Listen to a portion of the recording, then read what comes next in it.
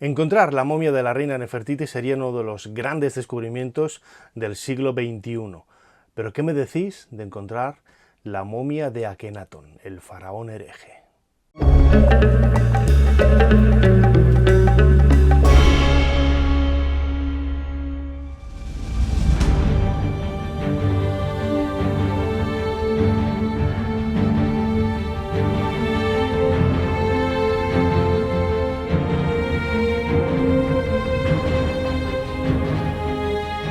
La pregunta ronda la imaginación y la fantasía y también el objetivo de muchos investigadores desde hace más de 100 años.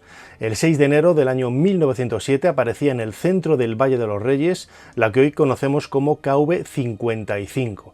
En realidad siempre se ha tomado como una especie de depósito de objetos de diferente origen, rango social, etcétera, correspondientes a la época de Amarna, ¿no? De ahí que se llame el escondite de Amarna o el cachet de Amarna. Theodore Davis fue el quien descubrió esta pequeña tumba, como digo, en el centro del Valle de los Reyes, a pocos metros de la entrada de Tutankamón, y queda justo pues, a un paso, ¿no? de donde hoy se encuentra ese lugar de descanso para los turistas, que si estás sentado mirando al centro del valle, giras la cabeza hacia la derecha y ves ese agujero en el suelo que pone KV-55 y que está cerrado al público. La tumba como tal estaba llena de escombros y Theodore Davis lo primero que hizo fue lanzar las campanas al vuelo porque identificó la sepultura con la reina Tilly. E incluso la momia que apareció en su interior dentro de un ataúd muy conocido y muy misterioso también lo identificó, como vamos a ver, con la reina Tilly. Lo más importante de todo es que esa galería de acceso estaba llena de escombros, colmatada de escombros, y en la parte superior había, como podemos ver en las fotografías de la época, había una serie de láminas de madera pertenecientes a una capilla similar a la de Tutankamón, a la descubierta en la tumba de Tutankamón para recoger, ¿no?, los vasos canopos del faraón. En este caso eran los restos de una capilla que pertenecían a la reina Tilly, ¿no? Esta primera visión, este primer nombre, este primer texto es lo que hizo a Theodore Davis pensar, ¿no?, imaginar que estaba en la tumba de la reina Tilly, la madre de Akenatón y la gran esposa real de Amenofis III.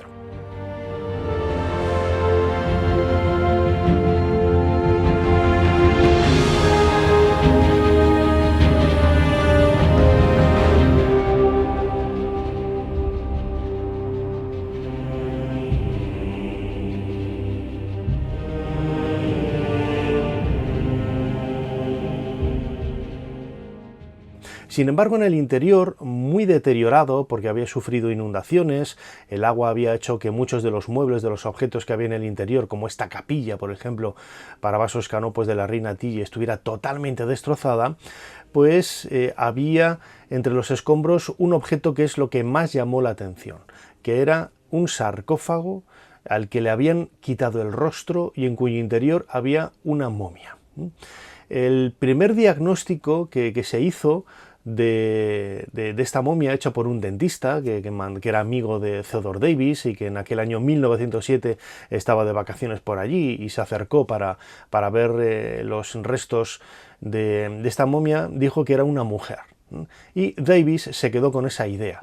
De ahí que insistiera y en esa publicación del año 1910, La tumba de la reina Tilly, bueno, pues lanzara las campanas al vuelo, como decía antes, sobre este sensacional descubrimiento. Sin embargo, cuando ves el capítulo dedicado a la momia, escrito por Elliot Smith, él es el primero en reconocer en la primera línea que son los restos de un varón.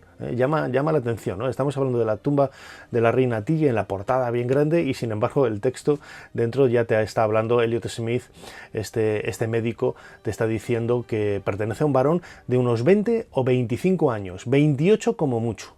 Y esta es la misma cronología, la misma datación de los restos humanos que se ha dado a lo largo del siglo XX. El ataúd cuenta con una serie de elementos extraños, elementos insólitos, podríamos definirlos así, como que le han quitado el rostro, que ya lo decía, le han quitado el nombre, le han arrancado el nombre, pero sí que es cierto que el texto que recorre de arriba abajo este ataúd pertenece a alguien de la familia real de la época de Amarna, porque hay menciones continuas a Atón, el dios solar Atón. Precisamente en esa capilla de la reina Tigi que antes mencionábamos, aparece la reina Tigi haciendo ofrendas al disco solar de Atón, del que salen unos brazos, unos rayos, que mejor dicho, que acaban en manos y otorgan la vida a esos oferentes por medio del amuleto de la cruz ansada. Bueno, pues esta momia que aparece dentro de este misterioso ataúd de la KV-55 ha sido la polémica durante décadas de si es una mujer o es un hombre. Parece que es un hombre, las últimas investigaciones así lo señalan, pero ¿a quién pertenece? Por la edad, entre 20 y 25 años, podríamos esperar no que fuera Akenatón, sino que fuera otro príncipe, otra persona importante de la corte de Amarna. ¿Quién podría ser? Esmencara, por ejemplo, el sucesor de Akenatón en el trono de las dos tierras. Sin embargo, en el año 2010, cuando se hizo el estudio de ADN de las momias reales pertenecientes a la familia de Tutankamón, se estiró el chicle, nunca mejor dicho, ¿no? Porque ese ADN demostraba que era el padre de Tutankamón, el padre o el tío.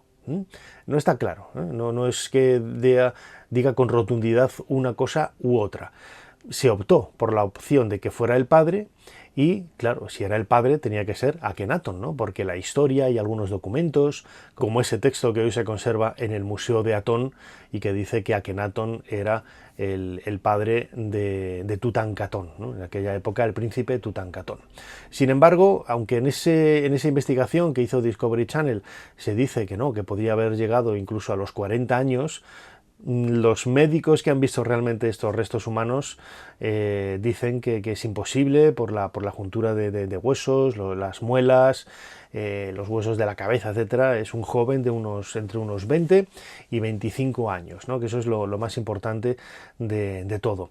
Hay un detalle que pasa desapercibido, y es que cuando apareció la momia, realmente era una momia. Hoy vemos un esqueleto, ¿no?, en muy mal estado de conservación, pero cuando apareció era una momia y conservaba parte del tejido, ¿no?, que en el momento en que se tomó la cabeza con las manos, el grado de deterioro hizo que se convirtiera en polvo y cayera al suelo.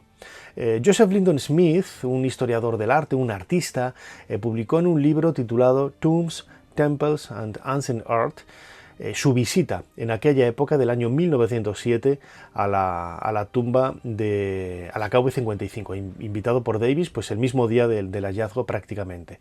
Él fue el primero en entrar.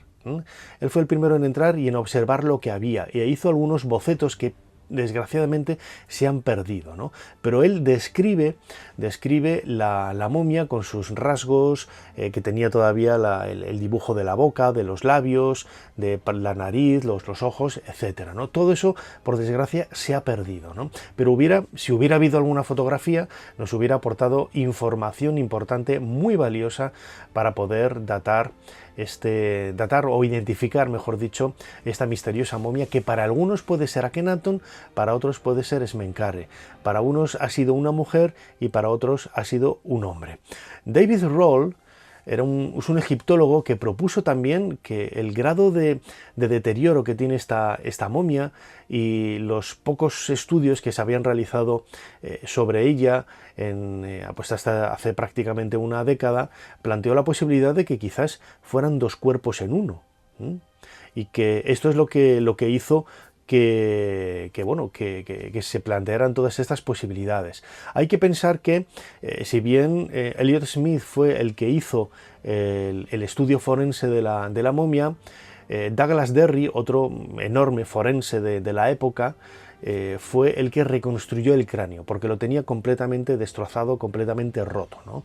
Por eso las fotografías originales que vemos de ese año 1907 aparece con la cara rota, y hoy cuando lo vemos en los almacenes del Museo del Cairo, como yo he tenido la oportunidad de verlos, el cráneo está totalmente reconstruido, ¿no?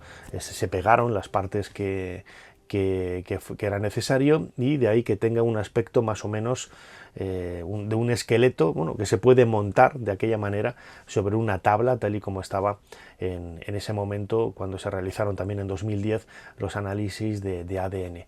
Insisto, esta momia es el padre de Tutankamón, un joven de entre 20 y 25 años. ¿Puede ser Akenatón? Pues yo creo que no.